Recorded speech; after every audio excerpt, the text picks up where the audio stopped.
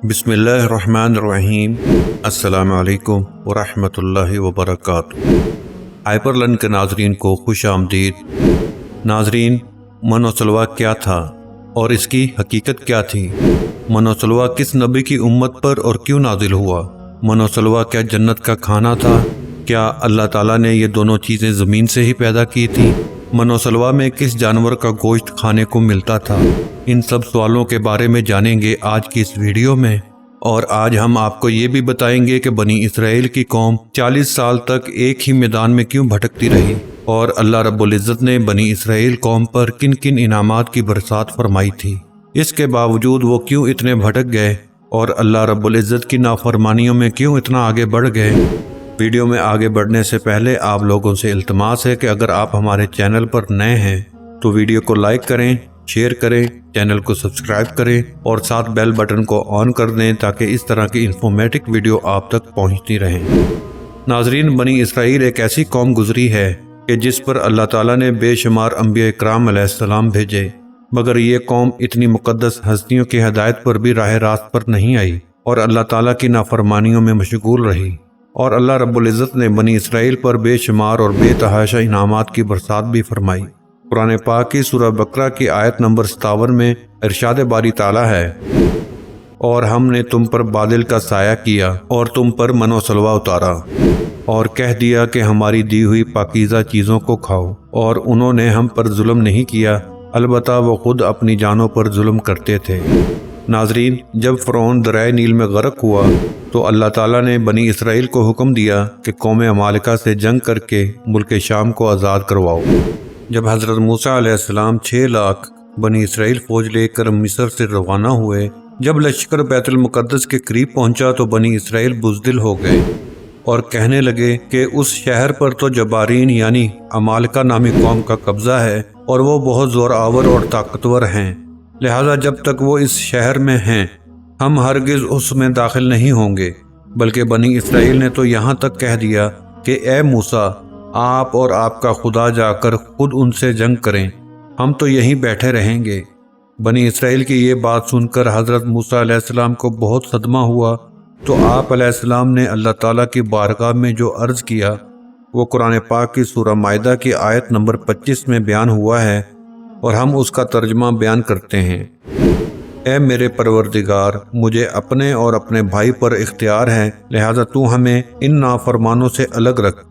हज़रत मूसा अलैहिस्सलाम की इस दुआ पर अल्लाह ताला ने अपने गुस्से का इजहार फरमाया, जो सूरह माइदा की आयत नंबर 26 में मौजूद है, जिसका तर्जुमा यह है, वो मुकद्दस ज़मीन इन पर 40 बरस तक हराम है, ये तो ज़मीन पर भटकते फिरेंगे, लिहाजा आप इन नाफरमानों का गम ना खाएं। नाजरीन, इस नाफरमानी की ये सज़ा मिली कि वो 40 साल तक 27 मील के रकबे पर मुश्तमिल एक ही मैदान में भटकते रहे।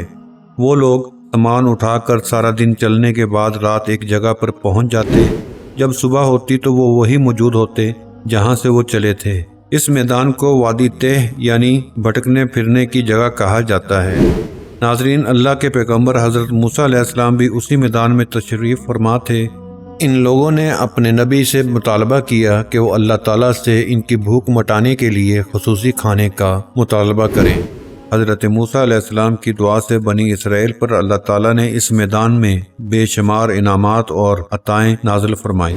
बनी इसराइल के खाने के लिए हफ्ते के दिन के अलावा रोज़ाना आसमान से 2 खाने उतरते, जिन्हें मन और सलवा कहा गया। इस चीज़ का जिक्र हमें कुरान मजीद और मुख्तलिफ अहादीस और कुतुब में मिलता है कि मनोसलवा बनी इसराइल पर नाजिल हुआ था। अब यहाँ पर यह सवाल पैदा होता है कि मनोसलवा कैसा लगता था और जायका कैसा था। हम बनी इसराइल की कहानियाँ सुनते सुनते बड़े हुए हैं और अल्लाह ताला ने उस कौम को कितना लाड़ और प्यार किया। हम जानते हैं कि मनोसलवा जन्नत का खाना है जिसका एहतमाम बनी इसराइल के लिए किया गया था। कभी सोचा है कि मनोसलवा खाना कैसा लगता है और जायका कैसा है?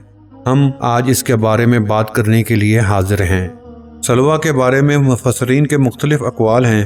मन के बारे में सही कौल ये है, मन एक किस्म की मीठी थी। ये शबनम के कतरों की मानंद थी जो पत्थरों, दरख्तों और पौधों पर नमूदार हुआ करती थी और फजर के वक्त से लेकर सूरज निकलने तक हर शख्स के लिए 4 किलो उतरती थी।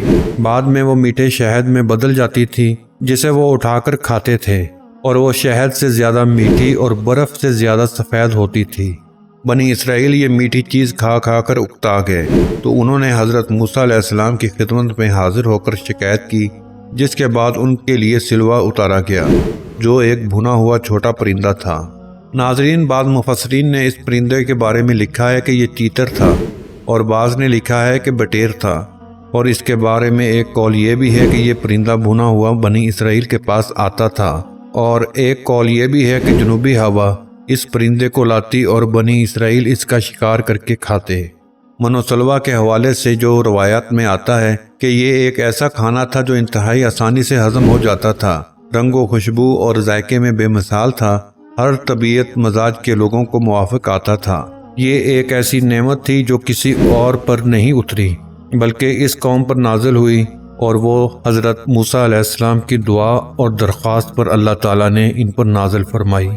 ناظرین، کوہ طور کا ایک سفید پتھر ان کے پاس تھا۔ جب پانی کی حاجت ہوتی تو اللہ کے پیغمبر حضرت موسیٰ علیہ السلام اپنا عصا اس پتھر پر مارتے، اور بنی اسرائیل کے 12 قبیلوں کے لیے اس پتھر میں سے 12 چشمے جاری ہو جاتے۔ یہ وہی عصا تھا جسے حضرت موسیٰ علیہ السلام نے نمرود کے جادوگروں کے سامنے پھینکا تھا، اور اللہ رب العزت نے اس عصا کو ایک آسدھا بنا دیا تھا۔ اسی عصا کی برکت سے اس پتھر میں سے بنی اسرائیل کے 12 قبیلوں کے لیے 12 چشمے اللہ رب العزت جاری فرما دیتا تھا۔ دھوپ سے بچنے کے لیے ایک بہت بڑا سفید بادل سارا دن بنی اسرائیل کے لوگوں پر سایہ کرتا۔ رات میں میدان کے بیچ میں ایک نورانی ستون اترتا، جس کی روشنی میں وہ لوگ کام کاج کرتے۔ اللہ تعالیٰ نے ان لوگوں پر اتنی عنایتیں رحمتیں فرمائیں کہ ان کے بال اور ناخن تک نہیں بڑھتے تھے، کپڑے نہ ہی پھٹتے تھے اور نہ ہی میلے ہوتے تھے۔ پیدائشی بچوں کے جسم میں لباس ہوتا جو وقت کے ساتھ ساتھ بڑا ہوتا جاتا۔ پھر اللہ رب العزت نے بنی اسرائیل کو نافرمانی کی سزا دی، کیونکہ حضرت موسیٰ علیہ السلام کا حکم تھا کہ کھانا روز کا روز کھا لیا جائے، سوائے جمعہ کے، کل کے لیے بچا کر نہ رکھا جائے کہ ہفتہ کو منع سلوہ نازل نہیں ہوتا تھا۔ مگر بعض ضعیف الاعتقاد لوگوں کو یہ ڈر لگنے لگا کہ اگر کسی دن منع سلوہ نہ اترا تو ہم لوگ اس میدان میں بھوکے مر جائیں گے، چنانچہ ان لوگوں نے کچھ چھپا کر کل کے لیے رکھ لیا۔ تو نبی کریم صلی اللہ علیہ وسلم نے اس حوالے سے بڑی تفصیل کے ساتھ بیان فرمایا کہ اللہ کے پیغمبر حضرت موسیٰ علیہ السلام کی اس نافرمانی سے ایسی نحوست پھیل گئی کہ جو کچھ لوگوں نے کل کے لیے جمع کیا تھا وہ سب سڑ گیا۔